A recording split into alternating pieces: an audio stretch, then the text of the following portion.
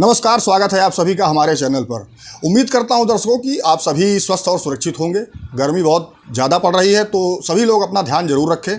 और कोशिश करें कि वोटिंग परसेंटेज को बढ़ाया जाए, यानी कि आप सभी अपने घरों से निकलें और वोट डालने ज़रूर जाएं।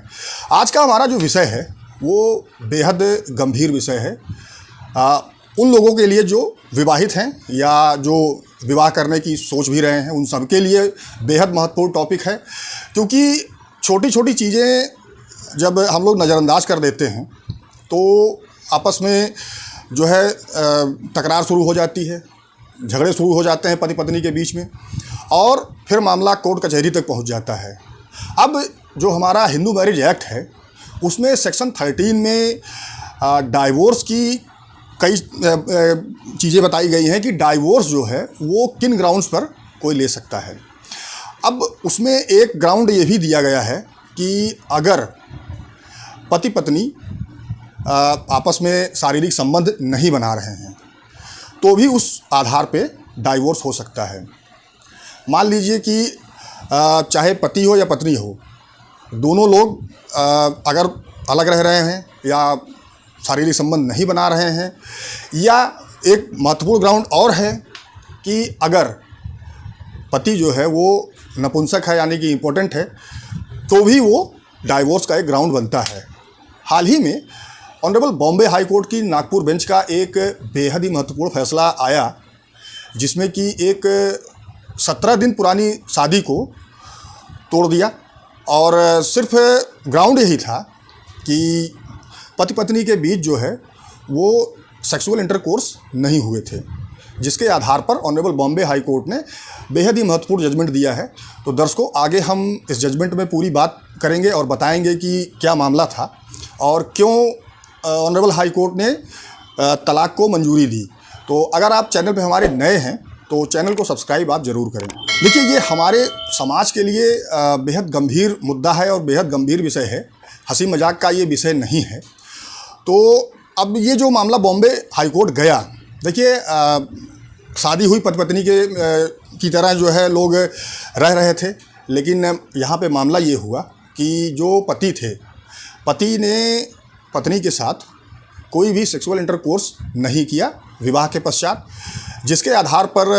मामला पहले पारिवारिक न्यायालय गया पत्नी की तरफ से।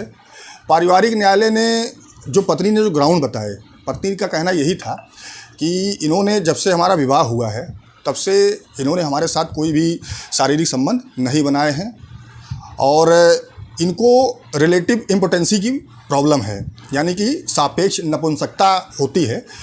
तो ये चीज़ें पत्नी ने पारिवारिक अदालत में बताई कि ये हमारे साथ ये सेक्सुअल इंटरकोर्स नहीं कर रहे हैं।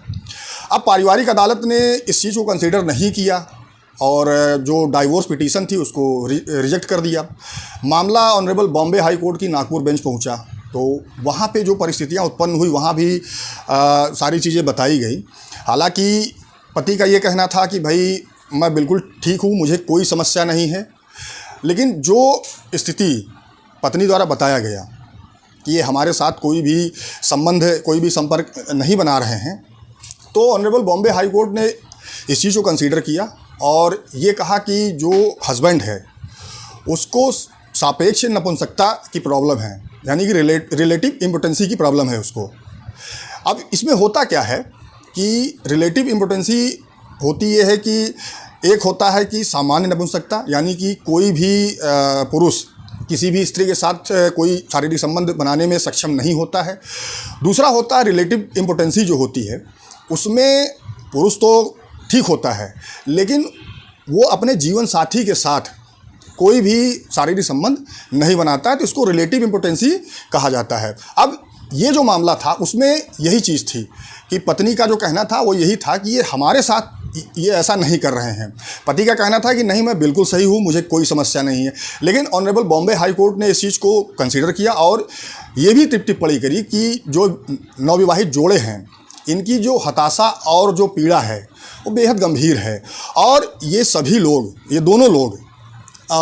शारीरिक, मानसिक और भावनात्मक रूप से एक दूसरे से जुड़ नहीं पाए हैं। तो ये सारी टिप्पणियाँ ऑनरेबल बॉम्बे हाई कोर्ट ने कही और उसके बाद दोनों के बीच जो डाइवोर्स था उसको मंजूरी दे दी, यानी कि डाइवोर्स दे दिया। अब देखिए, सबसे महत्वपूर्ण चीज़ होती है कि जब विवाह होता है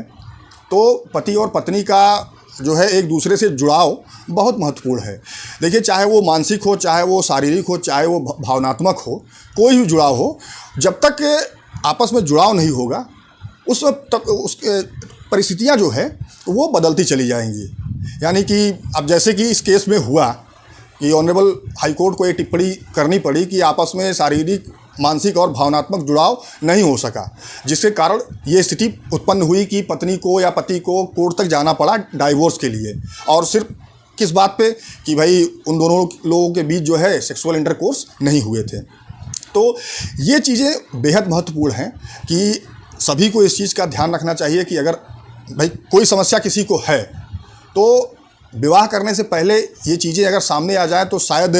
किसी लड़की की या किसी लड़के की ज़िंदगी बच जाए। अब मान लीजिए कि किसी की कोई समस्या, चाहे वो लड़का हो चाहे वो लड़की हो, कोई बीमारी है, अगर उसको छुपा के विवाह किया जाता है तो बाद में जब वो विवाह के पश्चात चीज़ें जब सामने आती हैं तो आपस में कलह पैदा होता है, लड़ाई झगड़ा शुरू हो जाता है, मामला फिर न्यायालय तक पहुँच जाता है। तो कोशिश ये करनी चाहिए कि पति पत्नी का जो संबंध होता है वो आपस में बना के रखना चाहिए। और जैसा कि कोर्ट ने कहा कि भाई सबको शारीरिक, मानसिक और भावनात्मक रूप से जुड़ाव होना चाहिए ताकि जो है कोई समस्या ज़िंदगी में ना आए और लड़ाई झगड़े की स्थिति ना उत्पन्न हो और न्यायालय तक किसी को जाना ना पड़े। इस स्थिति में ये हुआ कि मात्र 17 दिन पुरानी शादी थी और 17 दिन पुरानी शादी को तलाक की स्टेज तक जाना पड़ा और आखिर में हाई कोर्ट को तलाक देना पड़ गया।